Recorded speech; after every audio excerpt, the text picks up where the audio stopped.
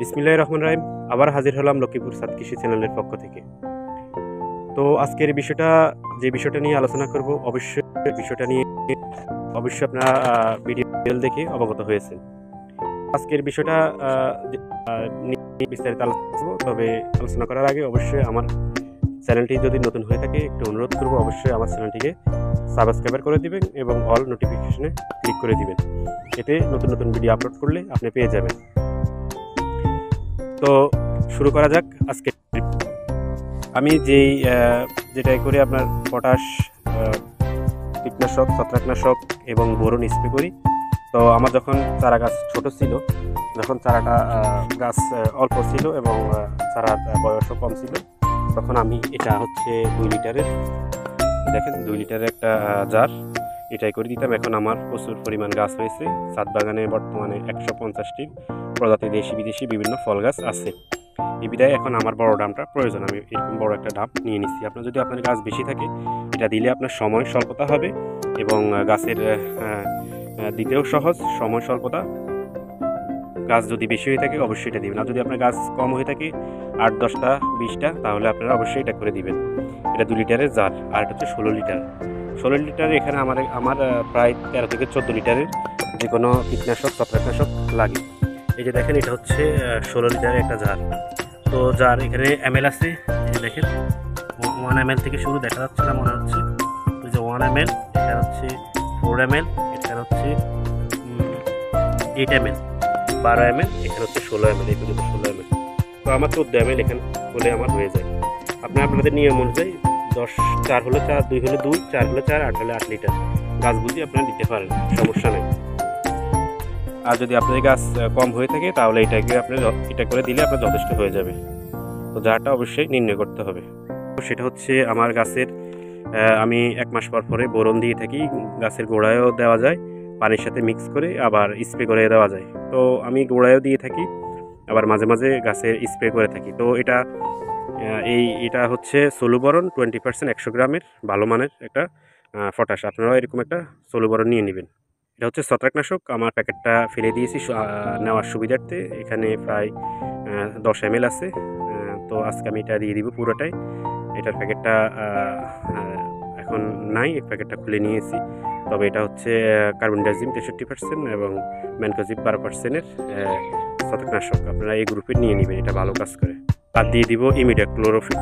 এই যে ইমিডাক্লোরোফিটের কীটনাশক, এটাও আপনারা দিতে পারেন, বা অন্যান্য গ্রুপ যেটা গাছের যখন যেটা প্রয়োজন, পোকামাকড় জন্য দমন করার জন্য কীটনাশক যেটা ভালো হবে ওইটা আপনারা বুঝে শুনে দিয়ে দিবেন। তবে পরিমাণটা অবশ্যই ঠিক রাখতে হবে। তো কীটনাশক এবং ছত্রাকনাশক একসাথে আসলে প্রয়োগ করা যায়। কীটনাশক, ছত্রাকনাশক, বোরন এটা একসাথে মিশিয়ে আপনারা দিতে পারেন, তবে ml-টা পরিমাণটা ঠিক রাখতে হবে। এখানে 1 চামচ আছে, এখানে 5 গ্রাম হয়, 5 গ্রাম মতো হয়ে থাকে। তো এটা আমার এখানে যেহেতু 15 লিটারের লাগবে, আমার 14 লিটার, তাহলে আমি এটা আমি আবার বলতেছি, প্রতি লিটারে 1 ml করে, 1 থেকে 1.5 ml।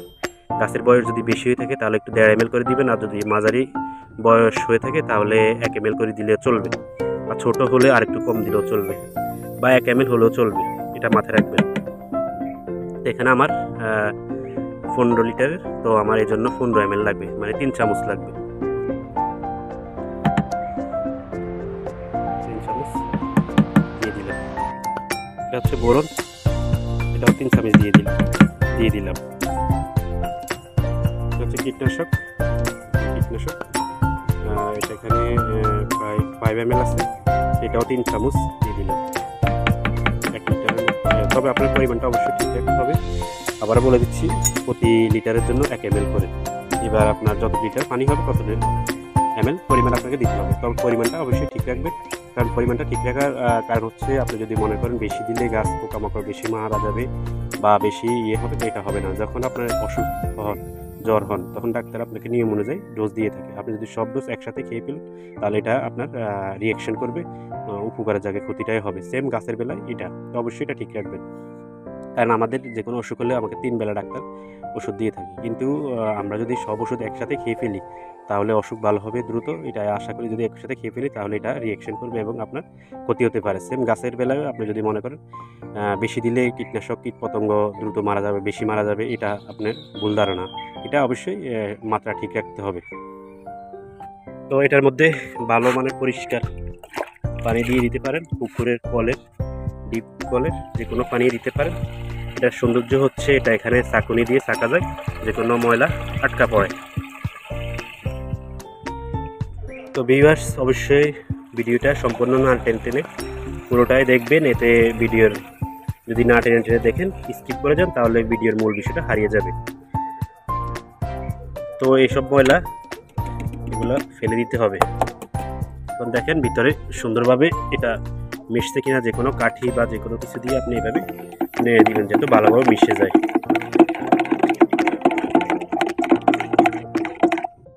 পর 2 দিন বৃষ্টি হয়েছে, তো বৃষ্টি হওয়ার কারণে বৃষ্টি হওয়াতে ছত্রাকের আক্রমণ হতে পারে।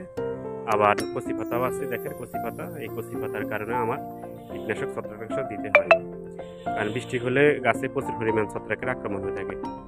তবে এটা আরেকটা সতর্কতা হচ্ছে, এটা দেওয়ার পরে 10 থেকে 15 দিনের মধ্যে কোনো ফল, কোনো শাকসবজি হারভেস্ট করা যাবে না। এটা অবশ্যই মাথায় রাখতে হবে। কোনো ফল, কোনো শাকসবজি, যে কোনো ফলমূল হারভেস্ট করে খাওয়া যাবে না 10 থেকে 15 দিনের মাথায়। গাছে আক্রমণ কম থাকে তাহলে অবশ্যই তোমরা নিম তেল ব্যবহার করতে পারো। নিম তেল গাছের পোকামাকড় আক্রমণ কম, গাছকে সুস্থ রাখার জন্য। যদি পোকামাকড় আক্রমণ না থাকে, গাছকে সুস্থ সবল রাখার জন্য নিম তেল ব্যবহার করতে পারো, অথবা কলকাতার একটা নিম তেল আছে কাকা, ওটা ব্যবহার করতে পারো। কলকাতার জনপ্রিয়, আর আমাদের দেশে হচ্ছে নিম তেল, এগুলো ব্যবহার করতে পারো। দেওয়ার সময় অবশ্যই আপনাকে মাস্ক অথবা মুখ, সুতি কাপড় দিয়ে মুখ ঢেকে রাখতে হবে, এবং দেওয়ার পরে ভালোভাবে হাত মুখ সাবান দিয়ে ধুয়ে নিতে হবে। তবে এটা দেওয়ার সময় হচ্ছে খুব আর্লি ভোরে, যখন রোদ উঠার আগে অথবা উঠার পরে দিতে হবে। রোদ্র যাওয়ার পরে বিকেলবেলা, কড়া বা চড়া রোদ্রে কখনো এটা ব্যবহার করবেন না। আর এটা ভালোভাবে যে কোনো গাছে দিলে ভালোভাবে দিয়ে দিবেন, যেন কোথাও বাদ না পড়ে, এগুলা খেয়াল করতে হবে। যে কোনো এই কীটনাশক ছত্রাকনাশক 15 দিন অন্তর অন্তর দিতে পারেন, অথবা যদি আক্রমণ বেশি হয়ে থাকে তাহলে 15 দিন 10 দিনের মতো দিতে পারেন। এটা গাছের আক্রমণের বা গাছের পাতার পোকামাকড়ের আক্রমণের উপরে ব্যবহার করবেন। তবে এটার নিয়ম হচ্ছে 15 দিন অন্তর অন্তর ব্যবহার করা, অবশ্যই 15 দিন অন্তর অন্তর ব্যবহার করবেন। তো যাওয়ার আগে একটি অনুরোধ, অবশ্যই যারা আমার চ্যানেলে নতুন অবশ্যই চ্যানেলটিকে সাবস্ক্রাইব করে দেবে এবং বেল আইকন বাজিয়ে দেবে, আমি নতুন কোনো ভিডিও আপলোড করলে পেয়ে যাবে। আজ এই পর্যন্তই। অবশ্যই ভালোভাবে বুঝে শুনে তোমার কাছে প্রয়োগ করো এবং গাছকে সুস্থ সবল রাখো পোকামাকড় আক্রমণ থেকে। আজ এই পর্যন্তই। আল্লাহ হাফেজ, আসসালামু আলাইকুম।